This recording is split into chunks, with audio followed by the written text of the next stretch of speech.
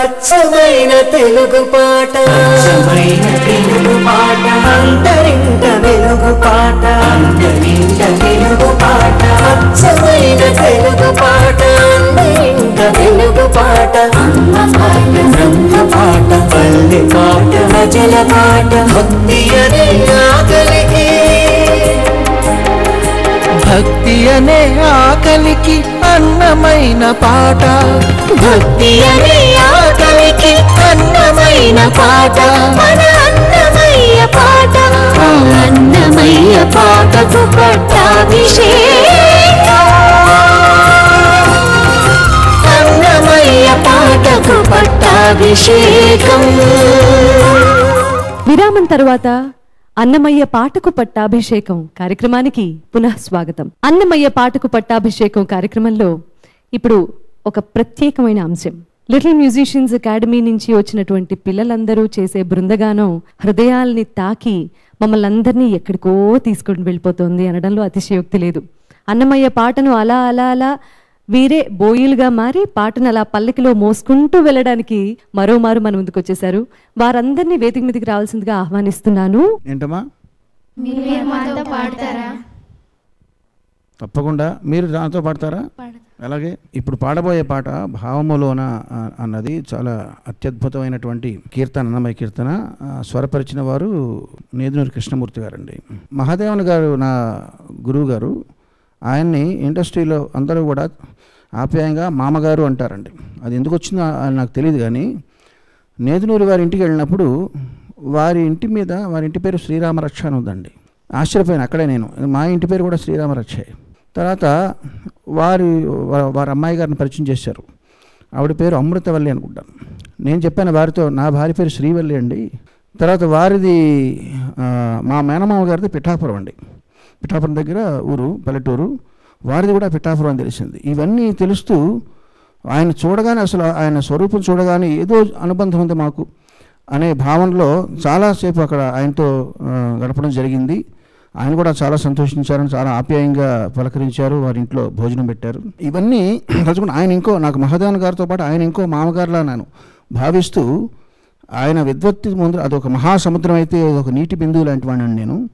ఒక్కసారి ఆయన్ని స్మరించుకుంటూ ఈ పాట పిల్లలతో కలిసి పాడబోతున్నాను. అయితే దానికంటే ముందు, ఒక కోటీశ్వరుడి ఇంటికి ఏదో పని మీద వెళ్ళేవాళ్ళు వాళ్ళ దగ్గర ఉన్న ధనం, ఆ లక్ష్మి మనకు కొంచెం అంటుకోవాలని ఆశిస్తారు, అంతే కదండి. సాంగత్య దోషం ఎలా ఉందో సాంగత్యం నుంచి ఆశించే ఫలితం కూడా అలాగే ఉంటుంటుంది. మనుషులు వాళ్ళు కొన్ని కోట్లు ఉంటే మనకు కొన్ని లక్షలు రాకపోతాయా అని మనుషుల యొక్క ఆశ. అట్లాగే దేవాలయంకి వెళ్తే అక్కడున్న ప్రశాంతతలో కొంత మనం ఇంటికి తీసుకెళ్తాం. ఇట్లాగా మీలాంటి వాళ్ళతో కాలక్షేపం చేసేటప్పుడు మీ దగ్గర నుంచి నేను ఆశించేది ఏంటయ్యా అంటే, మీకున్న ధారణ శక్తి అనుమోఘం, అది జగద్విదితం, దానికి అసలు అసమానం అన్నమాట. ఆ ధారణ శక్తిలో కొంత ధారణ శక్తి ఒక 1000 వంతో 1,00,000 వంతో నాకు వస్తే బాగుండు అని. దానివల్ల ప్రయోజనం ఏంటంటారా? ఏదన్నా ఫంక్షన్స్కి వెళ్ళినప్పుడు మీట్ మిస్టర్ శంకర్ అని, మీట్ మిస్టర్ జగన్మోహన్ అని ఒక 20 మందిని పరిచయం చేస్తారు. అక్కడి నుంచి బయట రాగానే ఏ పేరు గుర్తుండదండి. ఆ తర్వాత వాళ్ళు ఎక్కడో కలుస్తారు, గుర్తున్నానా అంటారు. ఎక్కడ గుర్తుంటారు చెప్పండి? గుర్తున్నానా అని అడిగే వాళ్ళని చూసినప్పుడు అక్కడ ఇబ్బంది ఏంటంటే, ఎక్కడో చూసుంటాం, గుర్తు లేదు అంటే వాళ్ళు ఫీల్ అవుతారేమో అనే ఇబ్బంది ఉంటుంటుంది. ఆ ఇబ్బంది పోవాలంటే ధారణ శక్తి కావాలి. ఒక్కసారి పేరు పరిచయం చేస్తే గుర్తుండిపోవాలి. అటువంటి ధారణ శక్తి మీ దగ్గర నుంచి కొంత అంటుకోవాలని ఆశిస్తున్నాను, మీరు ఆశీర్వదించాలి. రెండో ఉపయోగం ఏంటంటే, ఇటువంటి అద్భుతమైన పాటలు పాడేటప్పుడు చూడకుండా పాడడం అనేది కనీస మర్యాద. కానీ ఏంటో వయసు పైపడడం వల్ల మరి ఇంకెందువల్ల చూసి కానీ పాడలేకపోతున్నామండి. నేను మరి కొంతమంది యువకులు కూడా నేను చెప్తూ ఉంటాను, మీరు అది కంఠస్థం చేసి పాట పాడితే వినేవాళ్ళ కళ్ళల్లోకి చూస్తూ పాడితే వచ్చే ఎఫెక్ట్ వేరు. చూస్తూ పాడితే చాలా యాంత్రికంగా ఉంటుందని చెప్తుంటాను. వాళ్ళు చెప్తాను కానీ నేను ఆ పని చేయలేకపోతున్నానండి. ఇక మీదట మీ సాంగత్యం వల్ల కలిగిన ఫలితం వల్ల, మీ ఆశీర్వచనం వల్ల అది మాకు ఆ ధారణ శక్తి కొంత మీరు ధారబోయాలని అర్థిస్తూ, అటువంటి ధారణాశక్తి సరస్వతీదేవి అనుగ్రహంతో మీకు తప్పకుండా కలుగుతుంది. ఇదివరకే మీకు ఎంతో ధారణ ఉంది. ఎందుకంటే ఇన్ని సినిమాలలో ఇన్ని స్వరాలు, ఇన్ని సంగతులు గుర్తుపెట్టుకొని మీరు ఇన్ని సాహసాలు సాధించారంటే మీ ధారణ కూడా సంగీతంలో అపారమైనటువంటి ధారణ. అలాగే రాఘవేంద్రరావు గారు కూడా ఏక సమయంలో ఎన్నో అంశాలు గుర్తుపెట్టుకుంటే తప్ప ఒక అవధానంలాగా దర్శకత్వం వహించడం సామాన్యమైన అంశం కాదు. అలాగే మీరు కూడా నాకు చాలా అభిమానమైనటువంటి, ఇంతకుముందు చెప్పారు టీవీ రాజు గారు, నాకు వారి సంగీతం బాగా ఇష్టం, నేను పాత సినిమాలు బాగా చూస్తాను. ఇప్పుడు ఈ తరంలో నేను మీ అభిమానిని. ఆపాత మధురమైనటువంటి ఆ అమృతధార, ఆ రసాస్వాదనం చేయడంలో నేను కూడా ఒక రసభాగిని. చాలా సంతోషం అండి, ధన్యవాదాలు.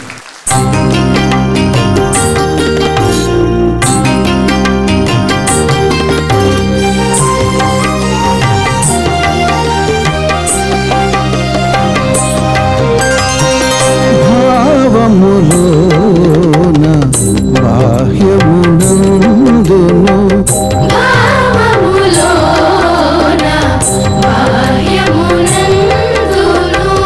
గోవింద గోవింద అని కొలువవు మనసా.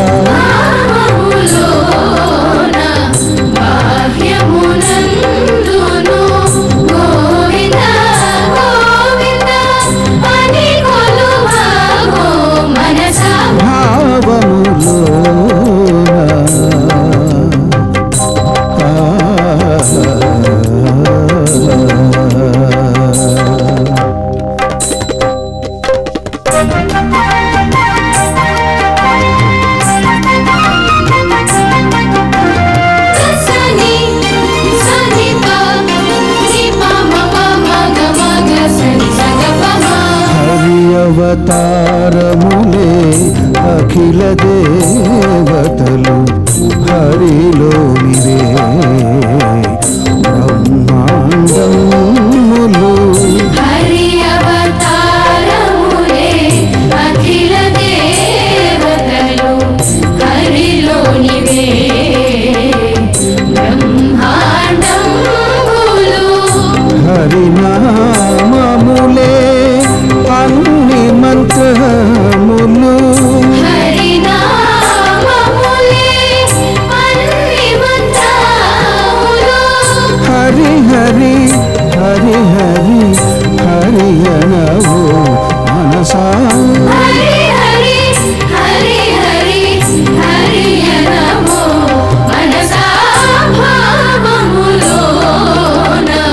బాహ్యమునందును గోవింద గోవింద అని కొలువవో మనసా. భావములోన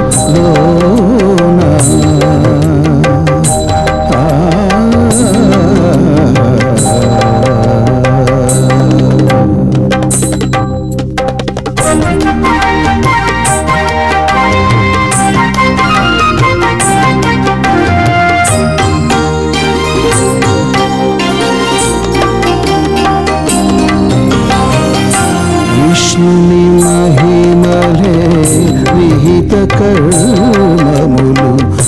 విష్ణుని పొగడేడి వేదములు. విష్ణుని మహిమలే విహిత కర్మములు. విష్ణుని పొగడేడి వేదములు. విష్ణుడు కడే విశ్వాంతరాత్ముడు. విష్ణుడు కడే విశ్వాంతరాత్ముడు. విష్ణువు విష్ణువని వెతకవు మనసా. విష్ణువు విష్ణువని వెతకవు మనసా. భావములోన బాహ్యమునందును గోవింద గోవింద అని కొలువవో మనసా. భావములోన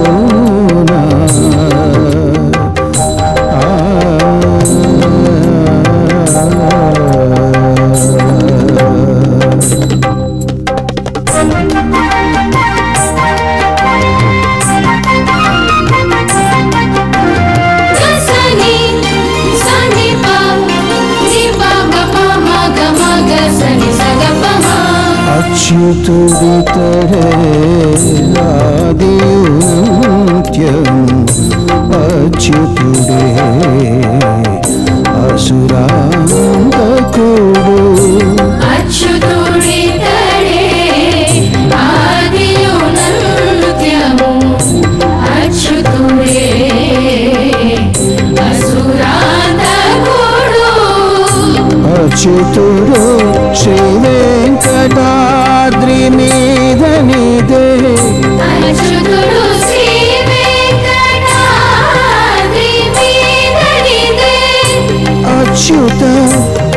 అచ్యుత శరణనో మనసా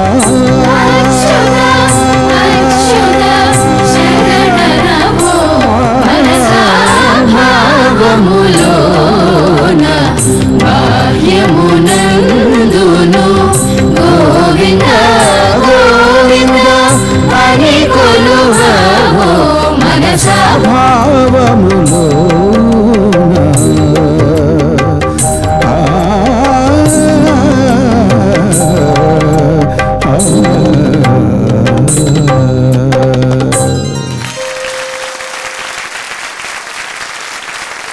ఎంతో మధురాతి మధురంగా మీ గానం సాగింది. మీరు సంగీత జగత్తులో ఒక తపస్విగా ఈ పిల్లల దగ్గర పాడించినటువంటి ఈ దృశ్యం చూస్తూ ఉంటే ఒక సంగీత గురుకులం ఇక్కడ ఉన్నదా అనే భావన నాకు కలిగింది. ఎందుకో ఆసువుగా ఒక 2 పద్యాలు స్ఫురిస్తూ ఉన్నాయి మనసులో. వెంటనే చెప్పని సరస్వతీదేవి తొందర పెడుతూ ఉంది. శ్రీ రమ్యస్వర మాధురి రసఝరి స్నిగ్ధ ప్రసంగాద్యలంకారాగార విశేష భాషణములో గాంధర్వ పుంస్కోకిలా కేరాలాప కలాప కోమల కుహు కేళి మయూరాంగన సౌరభ్యంబులు కీరవాణి మధురాంచద్గాత్ర బాలాపనల్. ఇది ఒక శార్దుల వృత్తం. శార్దులో నా పైన పడ్డట్టుంది, ఒక పులిచి నా పైన పడ్డట్టుంది నాకు. అంటే మీరు ఆ దృశ్యం చూసి నాకు కలిగినటువంటి ఆనంద మకరంద ప్రవాహం ఇది. ఈ గానం వింటూ ఉంటే మనస్సులో ఎక్కడైనా ఒక వెలితి ఉన్నా కానీ, ఒక విన్నదనం ఉన్నా కానీ అన్నీ ప్రక్షాళనమైపోతూ ఉంది. విన్నదములెల్ల ఏగి వేడుకల్ ఘటింపగా, విన్నదనములెల్ల ఏగి వేడుకల్ ఘటింపగా, వెన్నుడైన కన్నడైన వెంకటేశుడుబ్బగా, అన్నమయ్య బాలగానం అద్భుతావహంబుగా సన్నుతులు రహింపజేసే సర్వదింగ్ మనోజ్ఞమై. ఈ 2 పద్యాలు ఎందుకో ఆ తల్లి నా నోట ఇప్పుడు పలికించింది మీ గానం విని. చాలా సంతోషం అండి. పిల్లలు చక్కగా పాడారు. ఈ సంచికలో స్వామివారి కృపా కటాక్ష వీక్షణాలకు పాత్రులైనటువంటి, అంటే కాస్త ఎక్కువ పాత్రులైన వారెవరనేది ఇప్పుడు చూద్దాం. తెలుపు సంగీత దర్శకులు ఆనంద భట్టర్. గోవింద ముకుంద కృష్ణ గోపీనాథ నరహరి.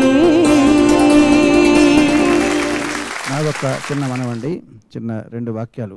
ఆయన ఆనంద భట్టర్ గారు స్వామివారి సన్నిధిలో ఆయన గానం చేసేటప్పుడు సచ్చిదానంద భట్టర్, ప్రస్తుతం ఆయన మహదానంద భట్టర్. కీరవాణి గారు కూడా ఈరోజు కవిత్వం చెప్తూ ఉన్నారు. సంగీతమే కాదు, సంగీత సాహిత్యాల్లో నిష్ణాతులు అనిపించుకుంటున్నారు అనిపిస్తూ ఉంది నాకు. నిహాల్. కటకట అమృతవర్షిణి. అమ్మలాల అక్కలాల అతివలాల తగునీ చక్రి విదర్భరాజసుతకు వైదర్భియుం తగునీ చక్రికి ఇంత మంచిదగుదే దాంపత్యమే ఇరువురన్ తగులం పెట్టిన బ్రహ్మ నేర్పరిగదా. ఏ దిశ గంట కర్ణుడు ఏ మతము వాడు, ఏ మతము వాడు. ఎన్నో ఇవ్వాలి నీకంటే ముందు ఉన్నవన్నీ మోక్షం అంటే మోహక్షయం. కోరికలన్నీ నశిస్తే మోక్షం వస్తుంది, అంతే. మోహక్షయమే మోక్షం. సిగ్గరి పెళ్లి కూతురు శేషబెట్టి నిదే నీకు ఒగ్గి తల వంచమయ్య ఉద్దికతోను కగ్గులేక అప్పటి నీ కాలు తొక్కి వేడుకతో ఎక్కులు పట్టేరు సుమీందుకు. మహానుభావుడు 32,000 కీర్తనలు రాస్తే అనర్ఘ రత్నాలవి. ఆత్మ పరమాత్మ వాడిద్దరు మమేకమై అక్కడ సాక్షాత్కరిస్తున్నట్టు అనిపిస్తున్నారు. దాసుడైన గురువరతి నంబి ఇమ్మన్న వరములెల్ల ఇచ్చిన వాడు దొంగులు చేసిన ఎట్టి తొండమాంచె కురవతి, దొంగులు చేసిన ఎట్టి తొండమాంచె కురవతి. చోటికి వచ్చి